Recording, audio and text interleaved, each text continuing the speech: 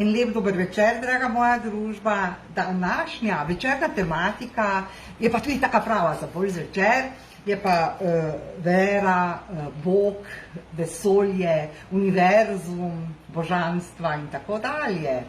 Zakaj ta tematika? Namreč prejela sem vprašanje, zakaj v svojih prispevkih ali pa takrat, ko govorim, ne govorim Bog, temveč govorim vesolje, ali pa pišem vesolje, ali pa univerzum.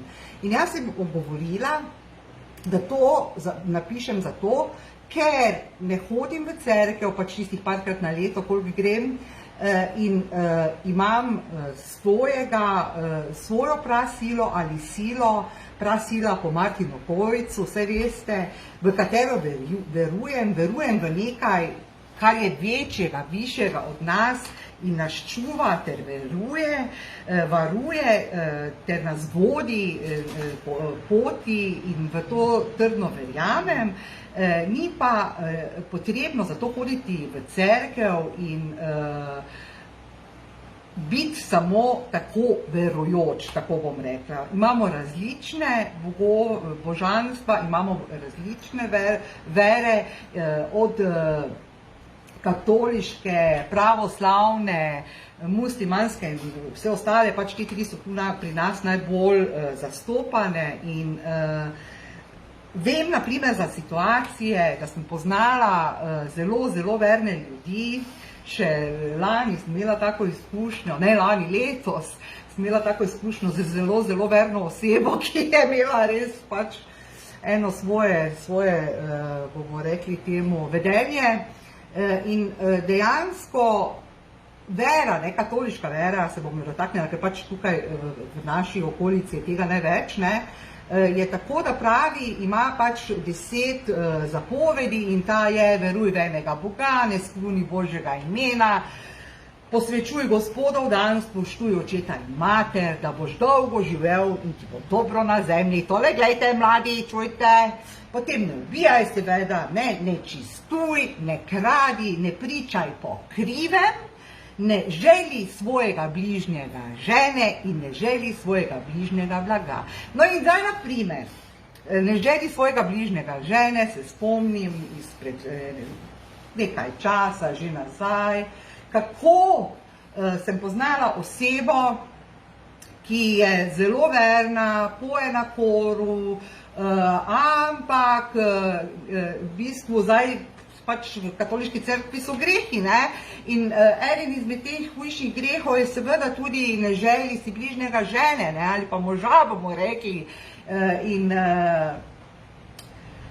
se bolj sprašam o njihovi morali, ne? Ker te zapovedi so temelj katoliške moralne in etične doktrine, saj vodijo vernike po božji poti. In če res, se vem, tudi verniki ubijajo, pa sploh kakšne so sedaj te grozne vojne, naprimer v Gaza in tako dalje, mi je kar težko to vse skupaj gledati, ampak mi ne bomo spremenili tega, mi lahko samo upamo in zaupamo, da bo za nas v redu in tudi si želimo, da bo za ves svet dobro, a ne.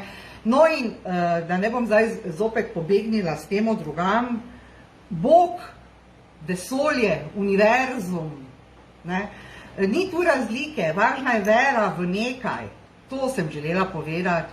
In zaradi tega sem tudi pripravila afirmacijo in ta dvigni se afirmacija je takšna: zaupam svoji notranji sili, ki me vodi ter varuje na moji poti. To je taka ena luškana, ne? In ja, v bistvu to zgodbo, ki sem jo zdaj povedala, seveda nisem zdaj omenjala, katere so te osebe, ne? Ampak velikokrat ravno s temi najbolj vernimi ljudmi, ki najbolj spoštujejo cerkvene norme, delajo več grehov kot pa mi, ki se ne izpostavljamo s tem, katero božanstvo je naše, da naprimer moje prasila po Martinu Kojcu, lahko rečem samo sila, prasila, kakorkoli, ne, zaradi tega, ker vsi, ki delamo na osebni rasti, ne, ali duhovni rasti, kakor komu pač bolj paše, stremimo k temu, da tiste vrednote, katere so za nas vrednote, da na njih tudi delamo, ne? Da se jih držimo, da so naši temelji. Ne pa da zdaj, na primer, bomo imeli 10 katoliških zapovedi, ki sem jih prej pač povedala, pa potem delaš proti 3 zapovedim čisto mimo, ne? In po drugi strani pa se vležeš v poslo brez slabe vesti, zboliš Oče naš, pa rečeš, jaz sem najboljši človek na svetu, ker sem Oče naš zmolil, ker grem na hor pet, ne, in tak dalje, ne, ni to, veste, pač to, moje mnenje je to, da človek, ki veruje v nekaj in ve, da se dobro z dobrim plača, da je potrebno na celi črti, svoji življenjski črti, strmeti k temu, da si dober do soljudi, do ljudi, koliko je najvišji možni moči, da paziš, da jih ne prizadaneš, seveda jih prizadanemo, ne, kdaj, vsi smo samo ljudje, ampak da ne narediš tega res tako namenoma, ali da bi delal škodo ljudem, pač delaj to do ljudi, kar si želiš, da bi drugi delali tebi, to se pravi, vsi si želimo, da so dobri in pozorni do nas, da nas imajo radi, da je okoli nas samo ena velika ljubezen. In zato me to vprašanje mi je dalo en povod za ta video, da vam povem, da v to, kar verujemo, ni pomembno, ali bomo temu rekli Bog, ne?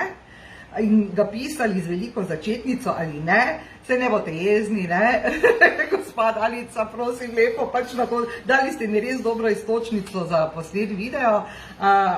Važno je, da sledimo svojim načelom, svojim vrednotam, ni treba, da imamo napisanih 10 božjih zapovedi, ampak vse tak in tak, ne, večinoma so naše vrednote ravno takšne, kot pa so te zapovedi, ne, dejansko, si pa vsi vemo, da ne bomo, naprimer, bili nespoštujoči do mame in očeta, moja dva sta pokojna, da bomo spoštovali res ljudi, ki so za nas skrbeli, da ne bomo nečistovali, da ne bomo pričali po krivem, da ne bomo želeli svojega bližnjega, žene ali pa moža in tako dalje. Mislim, te zapovedi niso zastojni, v bistvu vse to so te višje moralne norme, ki držijo za tudi tiste, ki ne hodimo v cerkev. Ne?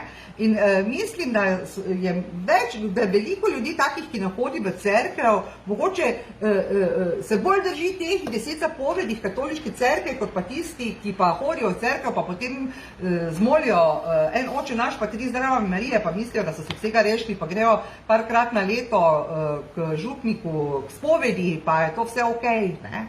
Okej, te pač je okej za to življenje, ne, zdaj pa če verjamemo več življenj, pa mogoče ni to tako strašno okej, ne, pa zakaj bi sploh te spovedi, ne, bile lahko tako, kako naj rečem, osvobojajoče, okej, lahko so, ne. Za nas je lahko osvobajajoče to, da si zapisujemo v dnevnik svoje misli, tudi tiste negativne, in jih potem popravimo s pozitivnimi, naprimer, ne. In kaj je moja molitev? Moja največja molitev je izražanje hvaležnosti. Izražanje hvaležnosti je moja molitev.